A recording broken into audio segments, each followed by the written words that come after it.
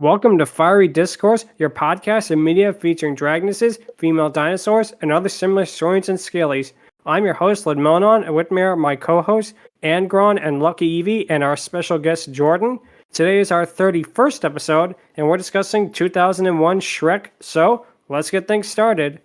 Now, Shrek is probably one of the most influential animated movies, at least the 21st century, in my opinion, because it cemented CGI as the dominant form of animation, rather unfortunately, but we'll get back to that another time, and is the movie that really put DreamWorks on the map. This is what made people notice. I mean, Prince of Egypt did well, Ants did well, El Dorado did okay, but this was the movie that made people sit up and realize that, this studio had a lot of potential. Don't forget Sinbad and Spirit, Stallion, and Cimarron. Yeah, those actually came after Shrek, though, believe it or not. Oh, okay. Yeah, no problem. It's all good. It's all good. Yeah, it's not the best DreamWorks movie, in my opinion. It's not like the top, in my opinion, but it is probably the most important one in terms of basically what the company would do after this, for better or for worse, for a long time, was trying to be like Shrek.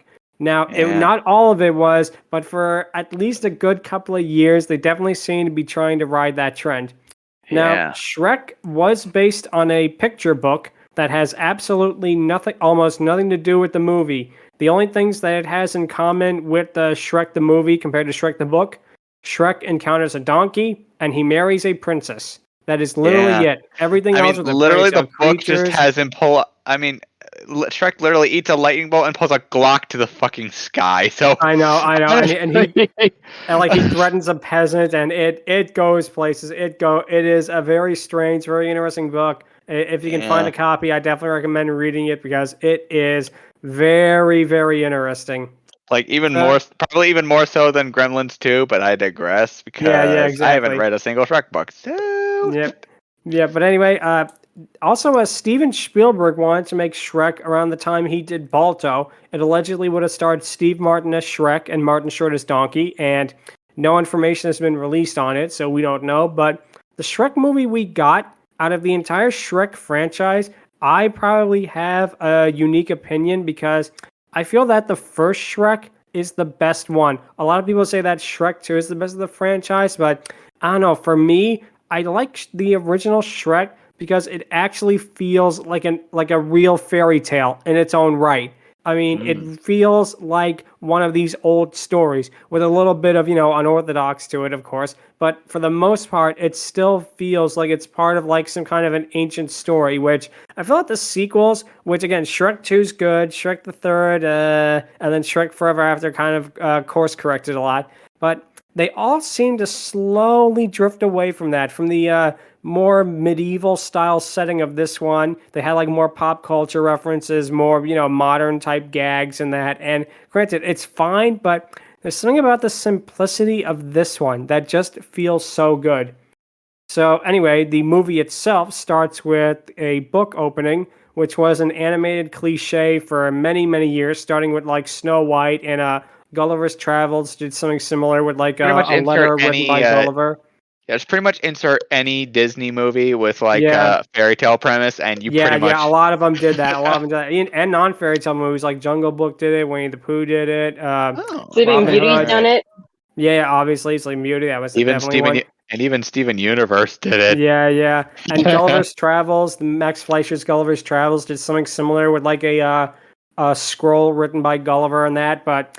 Basically, Shrek made fun of it so much that the cliche kind of just stopped dead in its tracks. The last time I saw it was in Enchanted, and that was a deliberate parody of the old Disney movies. So it definitely seems like this movie, again, really changed animation in a lot of ways. Now, I do like with the opening storybook and that, Mike Myers does have nice soft narration, and the medieval wood carving art is really kind of beautiful in a way, how they do it. But then, of course, Shrek literally wipes his ass with the traditional fairy tale, telling you that this movie is going to be different. He kicks like open that's gonna happen. Yeah, exactly. He actually wipes his butt with a well, it's implied. It's implied, But anyway, of course, Shrek kicks open the thing, all-star plays, and then the movie begins. Of course, Shrek was played by Mike Myers, who was a absolute gigantic star then because of Austin Powers and that. He was huge in 2001. He was originally going to be played by Chris Farley before Chris Farley's tragic and untimely death, which, very, very sad in that. But basically a Smash Mouth's All-Star is used in the opening, and now it is forever associated with Shrek. Even though it was first used in the movie Mystery Men, and it was in stuff like Digimon and Rat Race and that, but because they used it in Shrek, everybody now associates it with Shrek. And All-Star was a placeholder. Originally, they were going to find more music that fit the scene better. What it would have been, we don't know, but apparently they showed it to test audiences who really liked how the song fit, and, an icon was born. But the animation is really well done for 2001. Well, not all good. It's not all good. Some of the humans are a little wonky at times. And some of the hair texture looks a little stiff. But for 2001, this looks amazing. Considering that they did Ants, but you gotta figure Ants was a very simplistically animated movie, even compared to A Bug's Life. Whereas this is such a huge step up from their first CG movie, Ants, to this, Shrek. It is phenomenal. It's still, like I say, Shrek himself still looks really, really good. And the animation, for the most part, is really nice. And of course, the thing that's fun about this intro is we get to kind of show Shrek's character contrasted with the villagers, basically finding out that there's an ogre and they go after him and whatnot. The scene with, of course, after that, with Shrek scaring off the villagers is really iconic and it's just hilarious. You have the absolute classic line, I can't do Shrek imitation, I'm sorry. I gotcha. Okay, go ahead. Part where you run away. Exactly right. You got that is a great impression right there. But yeah, of course, then all the villagers run away and Shrek gets to be alone as he wanted to. Then he discovers the poster that has fairy tale creatures wanted, which cuts to Lord Farquaad's men hunting them down. And it is another good sequence, and it's here, of course, where we're introduced to Donkey. Now, I've heard a fan theory online, that Donkey is one of the boys from Pleasure Island from Pinocchio, all grown up. Now, it's probably just a stupid internet rumor and that, but it's very interesting if you think of that. I agree. I've heard the same rumor too, that Donkey is one of the boys who was on Pleasure Island and escaped. I heard, and I kind of 100% agree, and even the internet kind of agrees too, that it's true that he doesn't know who he is, so it kind of makes sense. He's the only talking donkey of this universe, of this land. So I kind of agree in a way. Exactly. This is the first time I'm hearing that, and honestly, I'm kind of on board with that. Yeah, especially with the kind of universe far, far away ultimately is. Yes, and what we learn about Shrek later on in the franchise with the world building, it does make a lot of sense. But anyway, an old peasant tries selling Donkey, but Donkey doesn't talk, and the guards think she's mad. But then Donkey, of course, gets hit by fairy dust and starts flying, also revealing he can talk. And of course, Eddie Murphy, who really did a lot of kids' movies around this time. He did Dr. Dolittle. He did Mulan, a lot of stuff like that, where he played a dragon, and now he marries a dragon in this one. That's awesome. Very interesting, yeah. But it's so weird seeing him in this. And then, if you are like me, you grew up with him in these kind of movies, and then you go back and watch his stand-up from the 80s, completely different guy. It's like the Donkey was saying those things on a stage. It's like, wow. But I'm not saying that it's not funny, but it's very, very different to what his image was at this time.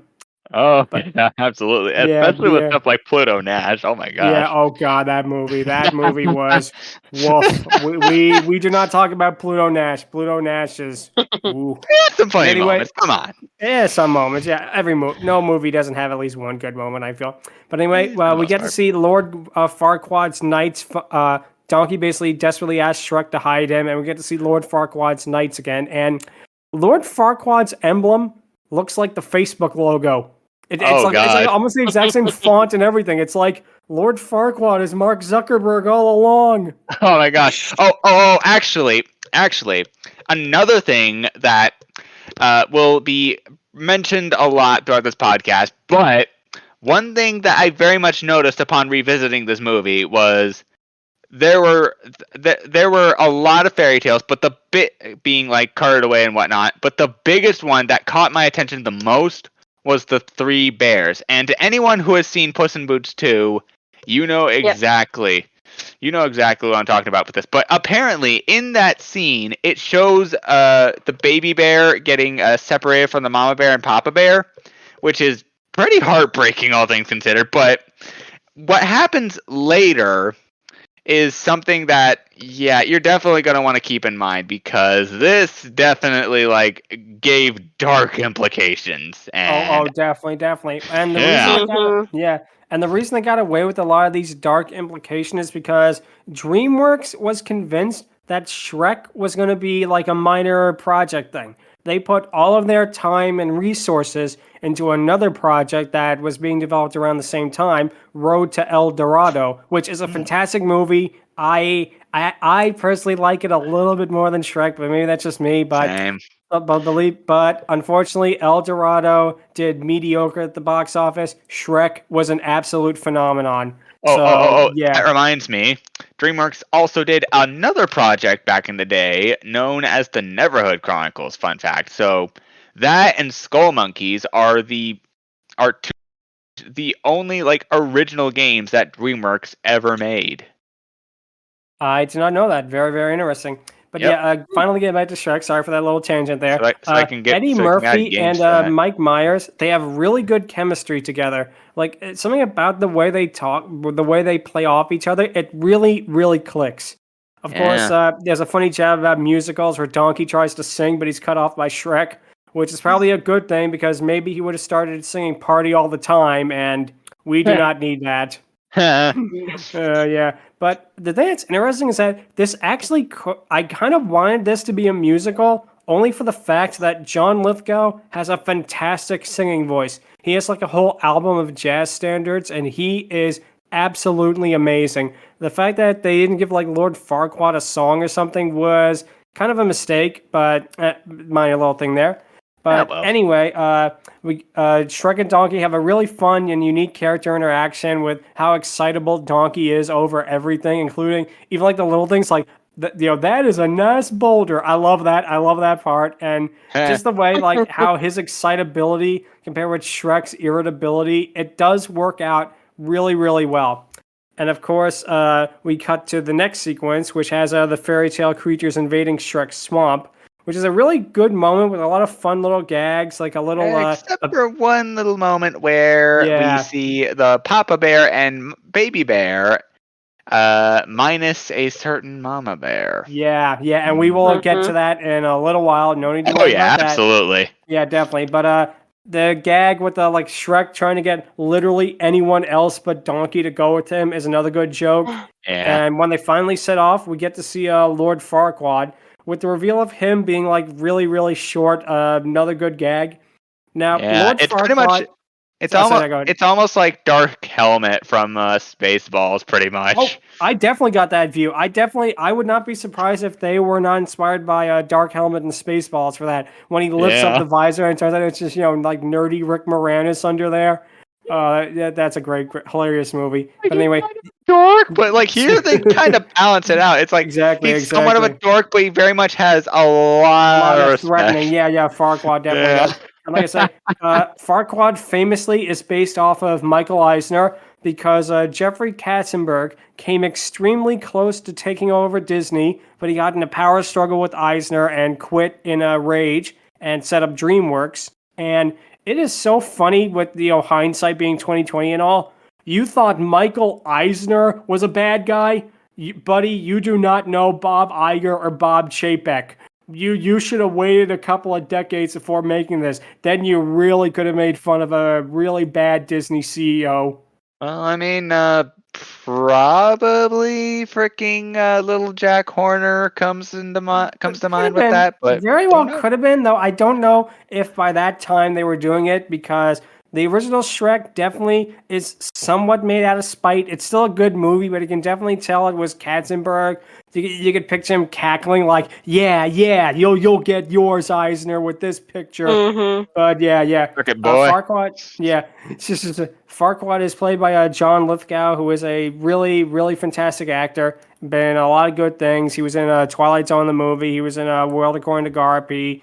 Really, really good, and pretty much anything he's in, I highly recommend it. And the part with him interrogating the gingerbread man is another little fun moment, especially with the little back and forth between them. You really feel like with this movie, they really had character interaction down to a science with this one. Yeah, it seems that way. Like the Muffin Man. I can't go Yeah, there anymore. exactly. That's all Well, good, they it's all also tried to make this like combine between adults and kids because we see a whole lot of dark scenes again that you pointed out about Mama Bear not, like, oh, she's here, then wait, where'd she go? They're like, Oh, oh, the adults know, but the Yeah. kids are like looking at them like, what happened? Oh, They probably I don't even Oh, know. there's a lot of them. There are a Yeah. lot more adult jokes, and we are going to point out quite a few of them too. Oh The yeah, adult moments absolutely. as They well. are. Oh yeah, absolutely. Like the kids probably don't even notice. They're probably too young not to notice. Oh, that's definitely. what I'm saying. Well, They that's why wanted the to appeal of it. combine. And that's why they tried to replicate it in some of the later DreamWorks movies to lesser effect, but we're not talking about those right now. Yeah. So anyway, we get to see the magic mirror, and I like how the design is unique because he's like a living opera mask, like Disney's interpretation of the magic mirror, but very different in a way. It's very much more like a theater mask compared to the Walt Disney version. And more choosing the more. princess. Yeah, oh, sorry, go ahead. They had it for the magic mirror in Snow White. They have him more cold-hearted a little bit and determined to follow whoever owns him. But in this one of Shrek, he is just more happy, whimsical, and he has a comedian side. The magic mirror in Snow White was just like straight on like dead dead, serious. like, Yeah, exactly. And that's what. I serve overholds me. Exactly. Yeah, like and here we pretty much have freaking like a game show host, which yeah. ties us into like how Farquaad chooses the princess being like a dating game show is really really funny. And one character that I feel is kind of underrated, and he's a funny guy, and I wish he was in more of it because I feel like he could have been a real good sidekick. Is Farquaad's executioner henchman guy, Yeah, I know you're talking about. Dream, my lord. I feel like the cable connected to the thing. Yeah, that's good. Yeah, I feel like he really could have been like Kronk from Emperor's New Groove if they played it right, Yeah. Exactly. I feel like they could have used him a little bit more, and it's kind of a shame they didn't. But regardless, it is still a lot of fun. Of course, Shrek makes his way to Duloc, and of course, we get another adult joke where he sees the cast is like, do you think he's compensating about something which kids think about height, adults know is about something else? And a Duloc being a parody of Disneyland, and of course, the little puppet show is hysterical. Yeah, the little puppet show, just exactly, oh my gosh. hilarious, and especially with like the capstone on it, with the picture of like a completely baffled Shrek and Donkey, and then Donkey says, "Oh man, let's do that again." Yeah. Oh, that's great. And of course, also missed the part. We missed kind of a little funny scene where Donkey and Shrek are on their way to Barlock Kingdom, and we talk about like the layers, like. Oh no, that's after. That's after. Oh, that's after. Oh, yeah, I'm crazy. We'll get to that in a moment. Don't worry. But no, that's later on in the movie. But that's all good. So yeah, the guy in the oversized Farquaad head, like the goofy mascot, is another fun moment with him banging against the turnstile, and we get to see Farquaad make his speech to all his knights, saying that the one who wins shall go on a journey and a quest. The one who fails, if he fails, the next runner-up, and so on and so forth. And one of the lines that became a meme, and I'm so glad it did because it's such an underrated little moment, is, "Some of you may die, but that is a sacrifice that I am willing to make." It's so, you gotta think about it for a second. It's like a more subtle joke, but when it clicks, it's like, oh my god. Wow, what a dick. And of course, I love when Farquaad sees Shrek and oh, it's hideous. And Shrek, that's not very nice. It's just a donkey.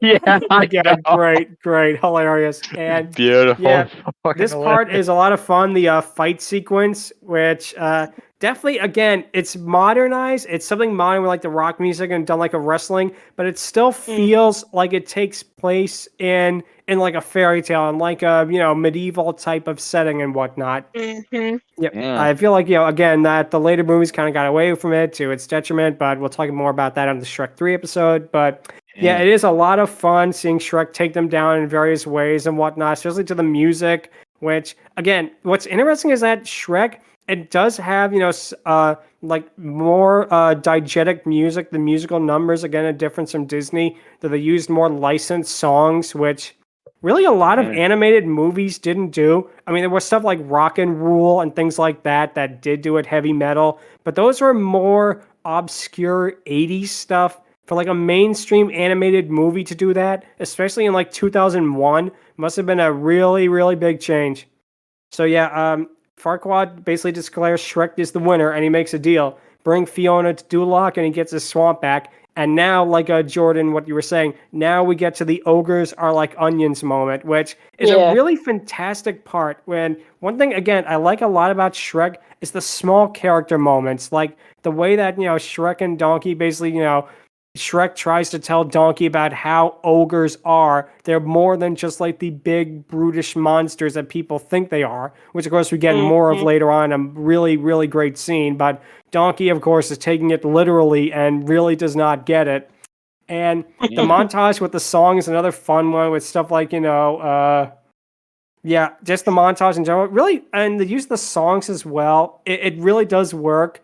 It's actually done by the Proclaimers. They were those guys who had that one-hit wonder. If I would walk 500 miles. Yeah. That was them. That was one of their I'm on my songs. way. And And it does suit them, and it suits Shrek very well as well, because of course the skies thing. But also that the use of songs in the movie, it really does work out for the best.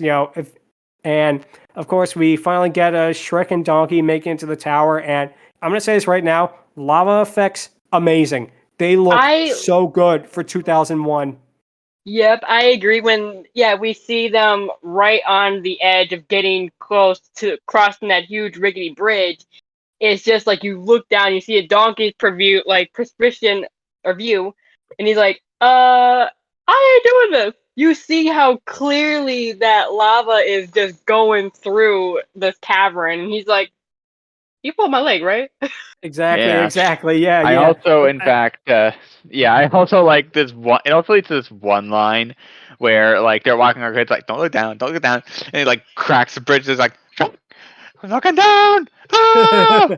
yeah. And like I say, and I love how Shrek gets him across the bridge by basically shaking it and causing Donkey to walk backwards all the way to the other side. And again, it's a really clever moment as well. And now we get to see Shrek and Donkey split up, and we finally get to the main reason we're doing this movie on this podcast, because Donkey encounters Dragon while Shrek is launched to the tower. Donkey gets cornered by Dragon, who is revealed to be female. And some people say her name is Elizabeth, but according to DreamWorks, her name is just Dragon, so that's what we're going with for it. That's the official name for her. I kind of feel bad that they would at least show more for Dragon. Like, we only see her eyes open in a fireplace, and he sees her and he freaks out. I wish we could have, like, maybe find out a little more development. Yes. Definitely. That's something that I think Shrek the Musical actually kind of rectified, and we are going to talk about Shrek the Musical sometime on the podcast, so no need to worry about that. And that'll be an interesting episode when we eventually get to it. But I feel like Dragon's design is, in my opinion, one of the all-time best Dragoness designs. She's fierce, yet she's feminine. The nice touches like the lipstick and the big eyelashes being like, almost comical. But yet she feels like a real fierce character in that. Now, Dragon doesn't have a voice, but she's voiced, like with the roars and that, by famed voice actor Frank Welker, who, if you have heard an animal in a cartoon since the 60s, most likely it was Frank Welker. He was Aladdin mostly, if you yeah, recognize Abu. him. He was does Abu. He was Fred on Scooby Doo for many years, and now he plays Scooby. He's been doing that since like the Yeah. 90s. He famously, well, he did pretty much every single animal voice. He was like Ludmilla's Dragoness Roars and Bartok the Magnificent was one of our first episodes. He did all of the Martians and Mars Attacks, which, I mean, that right there is awesome. Yeah, The yeah, Lion exactly. King's roar and Yes, the lion's yes, roar in Lion King. yeah, exactly. He is a legendary voice actor for a reason, and I do Yeah. like how Dragon does have a lot of character development in these few minutes, with her like falling in love with Donkey and that, and how she, well, when she takes into his lair, which we'll get to in a little bit, I do like how, even though she, and again, this is probably the most amount of screen time she has in the entire franchise, sadly. She's less of a thing in a Shrek the Third and a Shrek Forever After, but she's in there enough that we'll talk about those ones. Sadly, she's not a lot in a Shrek 2, but She eventually... has an now, ending scene at least. yeah, that, but unfortunately, yeah. But I do like how, again, they give her a lot of character for being a mostly silent character and for being something that they could have easily just had her like in one scene and done, but they actually went the extra mile with it, and I'm very, very glad that they did. So anyway, getting back to the plot of it, Shrek waking up Fiona by basically shaking her shoulders is a good gag. Exactly. And followed by, her confusion about how he acts is really, really great. And then, of course, we get to see a dragon cooing over Donkey, trying to be romantic with him. I like the touch, like, blowing puffs of heart-shaped smoke from her nostrils, which, again, is something that is always a fun thing for a dragon. And the lair, I don't know if this was intentional. It reminds me of The Hobbit, like how they describe Smaug's lair. It may have been intentional. It may have just been like, generic fairy tale castle dragon or whatever. It looks a little different, I'll say that much. Yeah, it definitely is a unique one, especially with like the hanging chandeliers and whatnot. And of course, there's all the treasure nearby, which, Dragoness, of course they would. But of course, Shrek gets him out of there, and we have the chase scene, which is a really good one. And there's a detail that's so blink and you miss it. It's like something that I've seen this movie like 50 times, and I only caught it on my most recent viewing. There's like a gigantic cookbook with night-themed recipes in the background of the castle. It's like, it's like a blink and you miss it. It's not even focused on very long. It's a little bit in the dark. But when I actually paused and I actually, took a look at what it was, I mean, that is like some prime dark yet funny humor right there. Wait, what thing again? It's a giant It's a cookbook. But with like knights on it and whatnot, like night-themed recipes and that, with like, it's all surrounded by like the skeletons of the other knights and whatnot.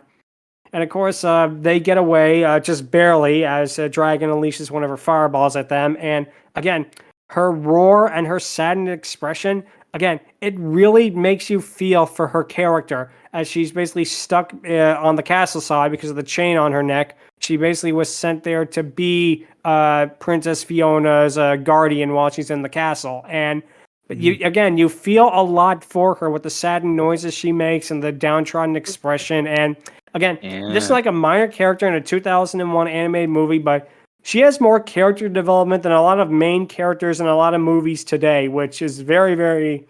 It shows how well done they did this.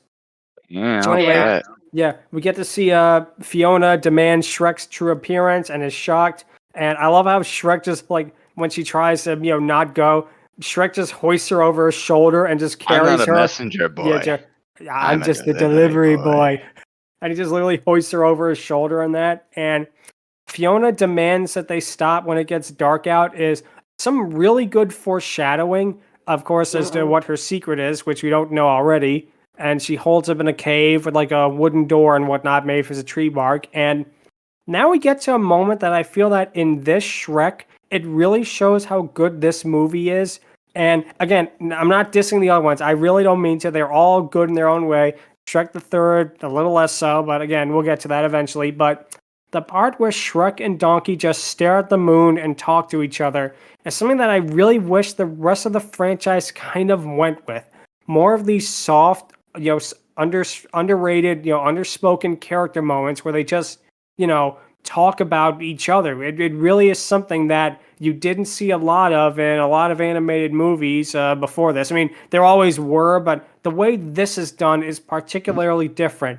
with Shrek basically saying how people judge him before they even know him. You really feel for Shrek at this moment because you realize that even though he said like ogres are like onions earlier, this is the moment where you truly see that he's not just a big scary monster ogre. He's really almost a sensitive soul inside, and the fact that Donkey saying that he likes Shrek for who he is another very, very lovely moment. And when they just look up at the moon together, it really is something that you have to really appreciate that they did this moment. And again, it's a moment that I really wish. And again, there's moments like that in all of the Shrek movies, but I feel like this Shrek in particular did it perfectly. So and after this, then the movie cuts to Farquaad's castle, where, as you said, we see the mother bear basically as a bearskin rug, which very, very dark. I did not notice that on my initial viewings, which is, again, I didn't really, either. really, really dark joke, and I'm amazed they got away with it, to be honest. Oh, absolutely. Which definitely implies a lot of things for Puss in Boots 2. Which, I don't know if they really thought about that when making this, of course. Or I think if they did, they would have probably done it a little differently if they had known that they would make, like so many sequels. Which, by the way, Puss in Boots: Last Wish, fantastic movie. If you haven't seen it, anyone listening to this, check it out right away. It is phenomenal. So either they found some way to revive Mama Bear in that movie, or that is not Mama Bear, that's Step Mama Bear. That's like another one that, exactly. Although, and Puss in Boots is set in the same universe as Shrek, so we can't say like, oh, it's an alternate universe excuse, especially with the end credits of, the post credits rather, of Last Wish, but we'll talk about that some other time. The movie, he also, in this scene, there's another adult joke. Farquaad is staring at Fiona over and over, demanding that the magic mirror show her picture, and the bed is tented up a little bit. Now, I don't know if this is intentional. It might have just been, an animation error or whatever, but if the joke is implying what I think it was implying, that is like probably the most adult joke in any animated movie ever. I mean, wow. Oh, yeah. I think it was definitely implying, because what I said before, they were mixing it towards little kids and adults because of all the darkness, the adult humor. They were going both between the adults and the kids when they had this scene with Farquaad. Definitely, yeah. And again, it's amazing that they got away with that. But again, the reason they probably did is because DreamWorks are putting all their eggs in the El Dorado basket at the time. Now, the part with the next day with Fiona and the bird, with her singing and eventually getting to such a high-pitched squeal that it caused it to explode, is a funny moment. It really is good, but there's one moment about this is where the animation is a little off. Fiona in this scene, she looks a little plasticky. Not like Toy Story, not like how the humans in Toy Story, look. But in this sequence in particular, I don't know why. Maybe this scene was rushed a little bit compared to some of the other parts, even during the daytime. But in this particular instance, she looks very wooden, almost like a carving or something. And I don't know what it was. Again, it's just this one scene. The animation is a little faulty. That doesn't take away from what happens in it. But it is something that I noticed upon viewing it. And, of course, back when it came out, it was phenomenal. So, can't compare, then to now and whatnot. And then they're confronted by Shrek and, Fiona and Donkey are walking through the woods again. And then they're confronted by Robin Hood, which, and this is something I never understood. Why is he French?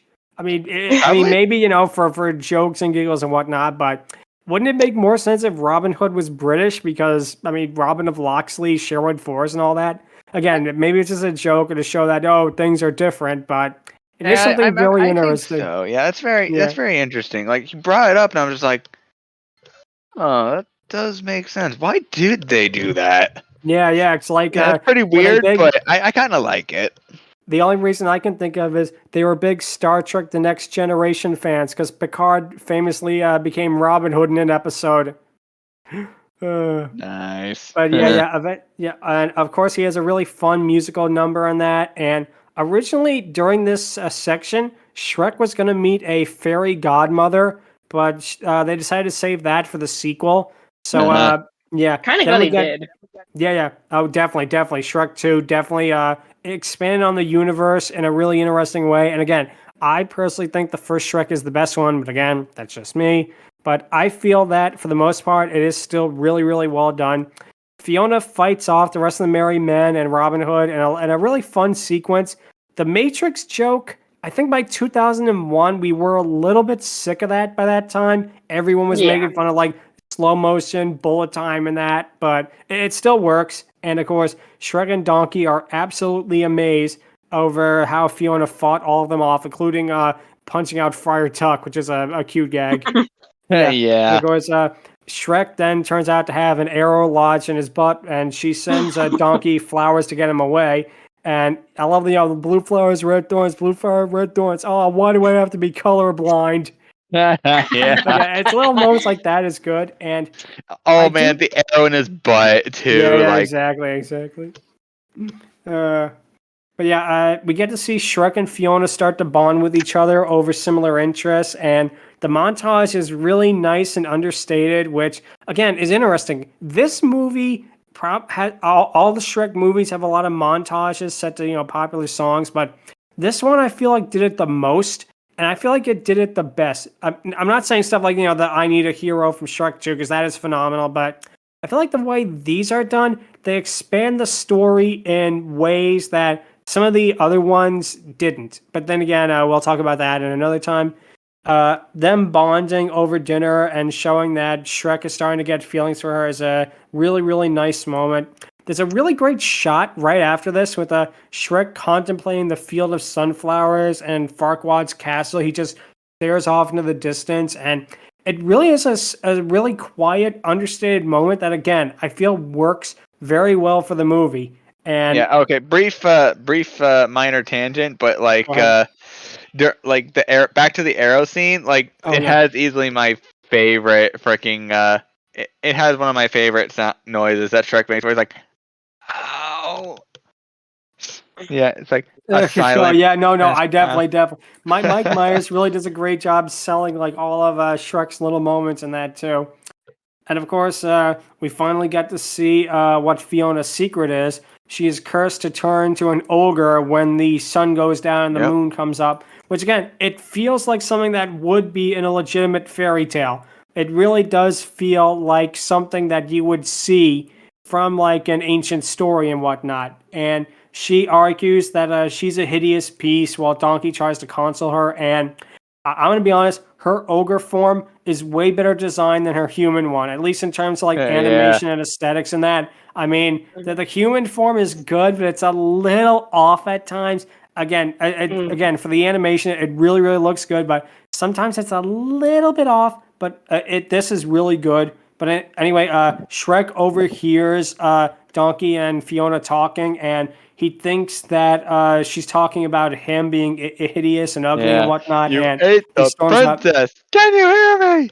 Exactly, but you feel real bad for him at this moment. His heart is broken, and he angrily gives her off to Farquaad and storms off to a swamp. And we get to the Hallelujah montage, which I think is really one of the best one, showing them at their lowest moments, like Shrek tossing the sunflower into the fire, and it even has a good joke in it with basically Fiona seeing the wedding toppers and pushing the Farquaad topper down lower into the cake.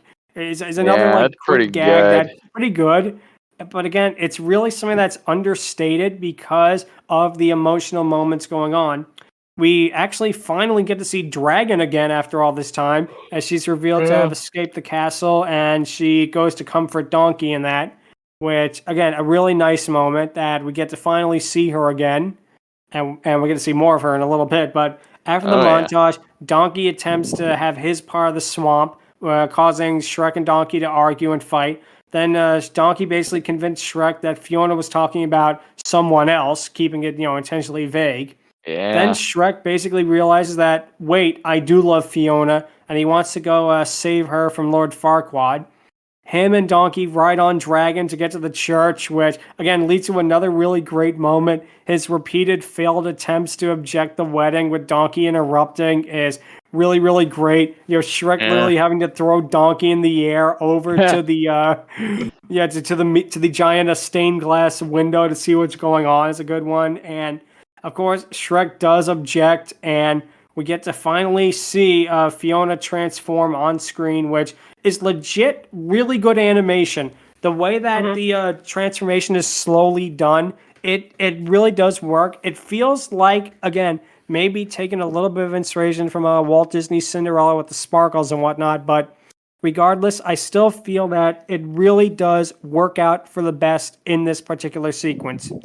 And of course, we get to see Fiona in her ogre form, and Farquaad is instantly sickened by it and demands that she be locked back up and Shrek be executed and whatnot. And literally just as he claims he's king, Dragon busts in a really awesome shot, and she just swallows him whole, which is really a cool moment in that, to finally see her used in the entire thing.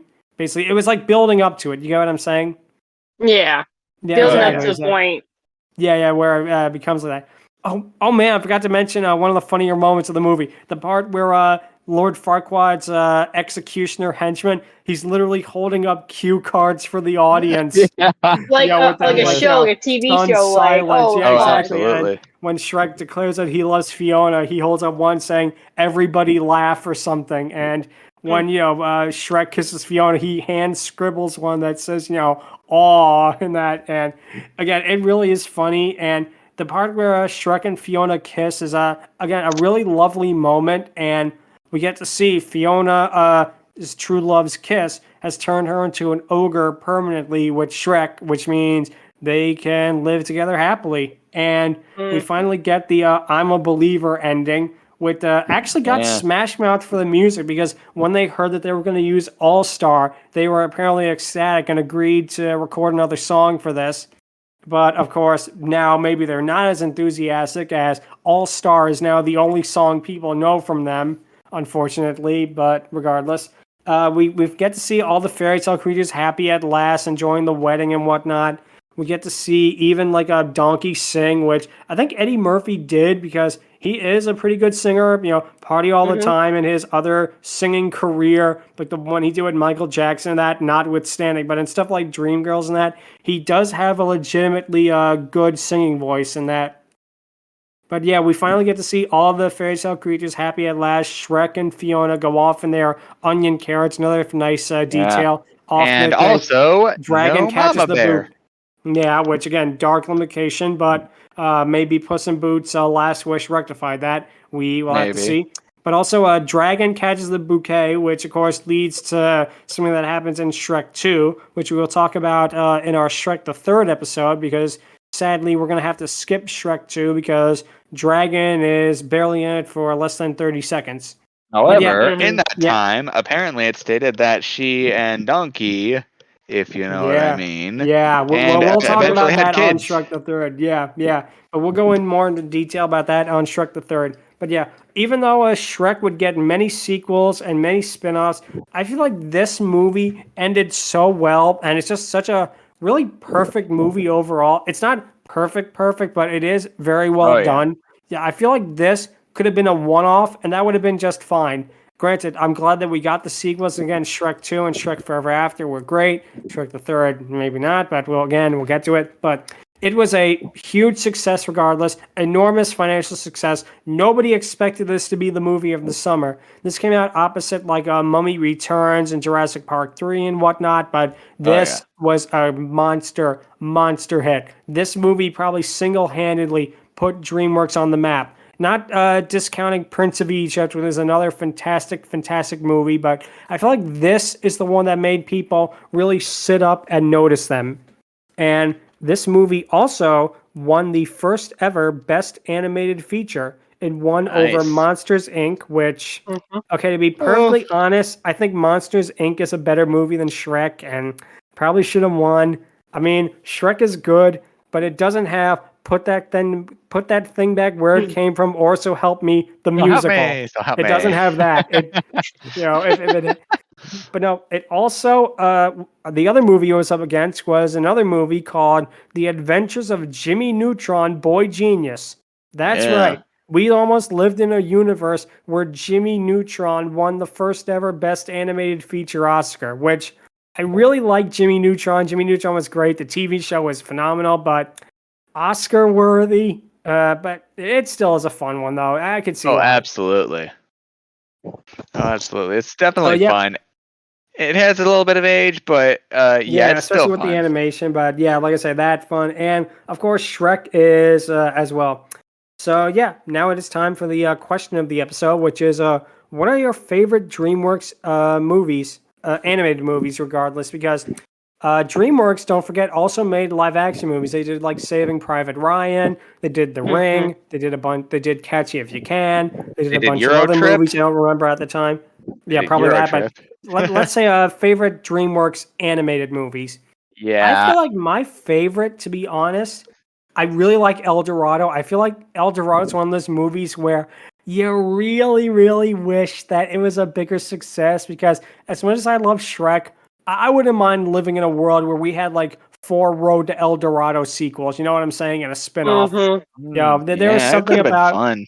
there's something about DreamWorks 2D movies that they really are just so good, and it is such a shame. Yeah. After the Sinbad the Sailor one was a colossal box office bomb, unfortunately, DreamWorks like officially gave up 2D. They like threw in the towel after that, and it's a shame because I'm probably gonna have to say of all their lineup, I think El Dorado is probably my favorite. Prince of Egypt is really, really good.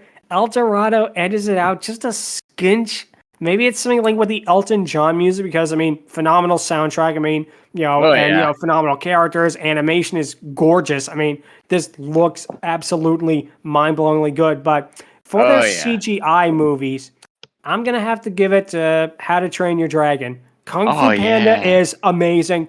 Kung Fu Panda is amazing, and that's another really, really good one. But in terms of like their CGI movies, I'm really gonna have to give it to How to Train Your Dragon because that was something unlike anything DreamWorks did before this. It was nothing like any of their previous movies. It gave us absolutely beautiful designs with the dragons, with the backgrounds, with the setting, the characters, all of it. It just works perfectly. And again, the fact that it also had really good sequels, really does say something for it. Which, by the way, we did an episode on How to Train Your Dragon 3 and also How to Train Your Dragon, the Christmas special, which you can listen to some other time. But yeah, those are going to be my picks. Sorry about that little self-plug there. But yeah, those are going to be my picks. El Dorado and How to Train Your Dragon.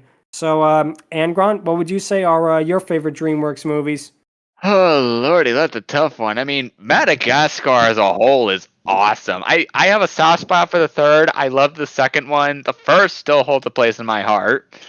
I really do love the How to Train Your Dragon franchise. I will definitely die on the hill. It's definitely worth all the movies and the TV shows that it got. I really enjoyed Kung Fu Panda. It was consistently good. Like when DreamWorks is consistently good, they are consistently good. I will say that. And I will also die on the hill that I actively like Shrek 3 a little more than most. And It's all good, all also good. Spirit Stallion Cimarron, El Dorado, freaking Sinbad, and I think there was another one. I also really enjoyed Monsters vs. Aliens. That's a little bit of an underrated one in my opinion. The Yeah, character I style, can definitely see that. Yeah, I really enjoyed Megamind, Insectosaurus. Oh yeah, Megamind too. Oh definitely, man, definitely. so It's many like good choices. exactly, Even the Bad exactly. Guys is awesome. Like, Yeah. Oh, oh Bad man, Guys is that broke definitely a good one. That ground. was phenomenal. That was one of their best, all time best. And of course, Puss in Boots: Last Wish. And yeah, overall, yeah, it is very hard. I could tell with a library like that. Oh come So on. yeah, yeah, Beating around the bush at this point. Fucking Puss in Boots' Last Wish. yeah.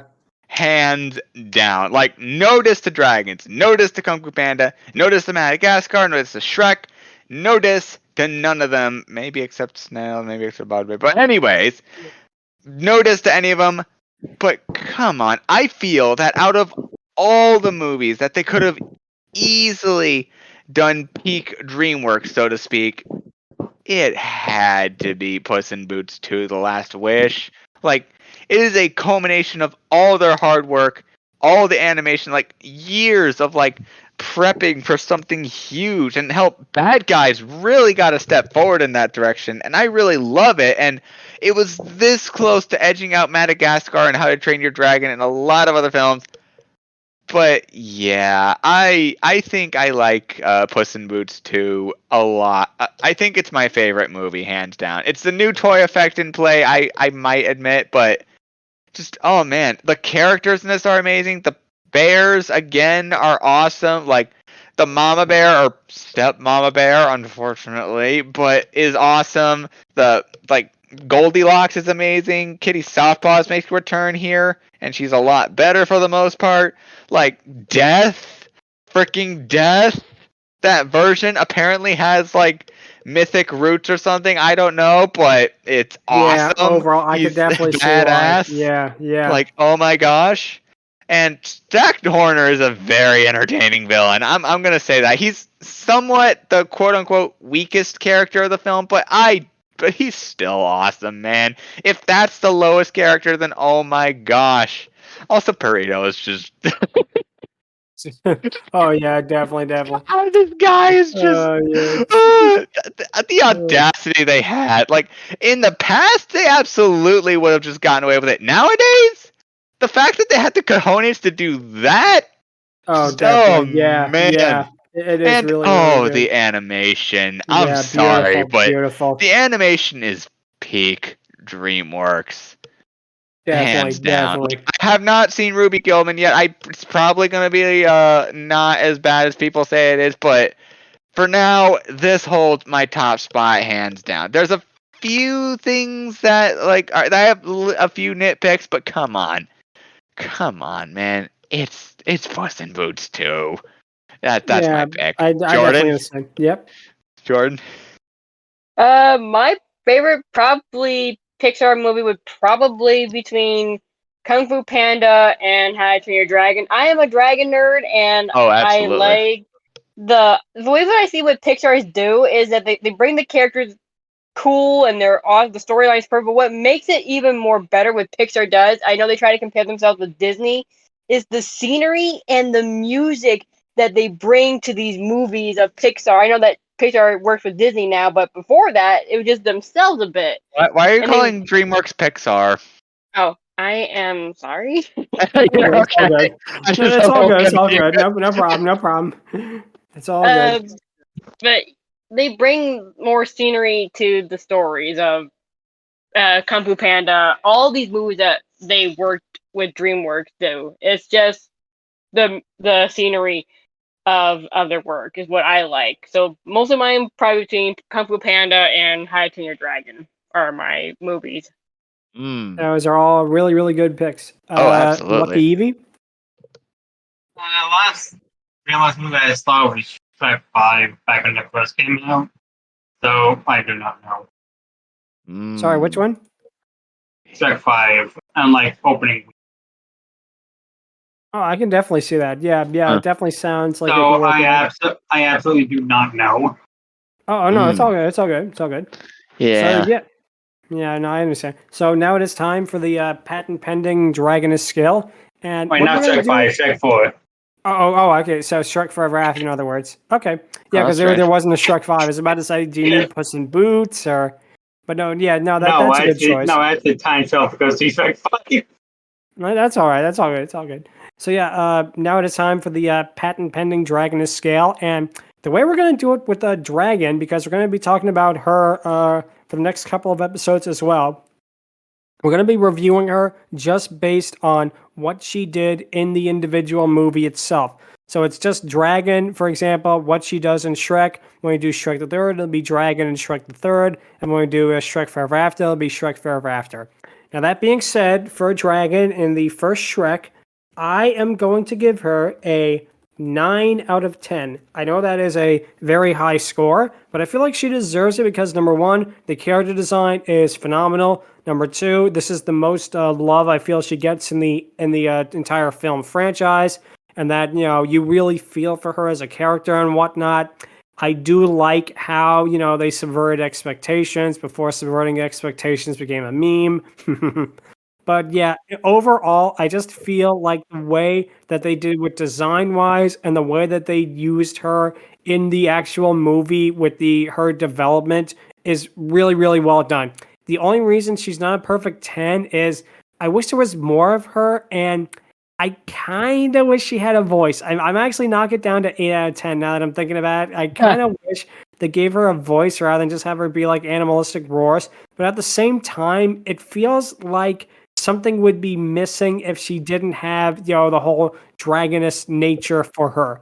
But actually, upon, thinking about it, I think I'll leave it at 9 out of 10 for a dragon in the original Shrek. Oh yeah, absolutely. Angron? I'm also gonna do 8 out of 10, but not for the reasons you think. I do not mind she doesn't have a voice. It works. It's very adorable. Like, the design is good. I don't hate it. I just it's just lipstick on things. It's a little odd sometimes. When it doesn't work, it doesn't work for me. But I will say it is very adorable. I do feel very much for this character in this movie. She did a lot. And even though she didn't appear in Shrek 2 all that much, it's very nice to know that she's still very much caring for a donkey, and the fact that they had a family together is just something special, No, definitely. I can definitely see that. Jordan, what would you have to say? Same thing what you guys have just said, rating Dragon. I like her design. It's like almost close, but not fully close to the Dragonheart design for Draco in the first Dragonheart series. The way how her scales I never thought of that. and the way how she kind of, if she wasn't so big in the part of her body, she would be almost close to exactly of Draco's way. But I like they gave her more feminine look. But that's just me. But I like how you guys rate her the way. I agree that I wish she had a little bit of voice, but I kind of don't like she hadn't have voice. You can see when she grunts, her body movement. It tells her like when she was getting yanked out, like pulled back from the chain from the chase scene. You could see like, oh, I don't want to be here. I want to get away from this whole chained up life and meet up with Donkey, and they had that look in their eyes like, oh, care and who knows what they made a deal with, but I like how she is, so I'm gonna keep her at where you guys have at her at a 8 out of 10. Okay, thank you very much for that. And LuckyEevee? I'll also agree. So 8 out of 10? All right, that's pretty good. Yeah, So also on your Dragonheart thing, nothing will ever top Siveth. Fight me and lose. Yeah, Siveth is... Ooh, she's a beauty, all right, and I hope we get more of her in the next Dragonheart movie, if that ever comes out. Pray to God. Yep. But yeah, now getting back to this, if you have any questions, or if you want to give us your own performance of All-Star, you can feel free to email us at fierydiscourse@outlook.com, or visit us on Twitter at twitter.com/fierydiscourse. Next time, we'll be talking about the 1967 movie, Gamera vs. Gallows, for the upcoming Gamera movie. So that'll be a lot of fun to talk about that. And don't worry, the week after that, we'll get back to Shrek for Shrek 3. But for now, we're going to take a little bit of a detour next week to talk about a classic kaiju movie that is going to be a lot of fun to talk about. Absolutely. So yeah, it's going to be new for me. I never saw the giant kaiju turtle. I'm a Godzilla nerd, but I've never heard of a giant kaiju turtle. Oh, you're going to have a lot of fun with Gamera. Gamera is a really, really unique character in that. Yep. So, yeah, thank you guys so much for listening. And until next week, take care. Laters. Adios. Bye.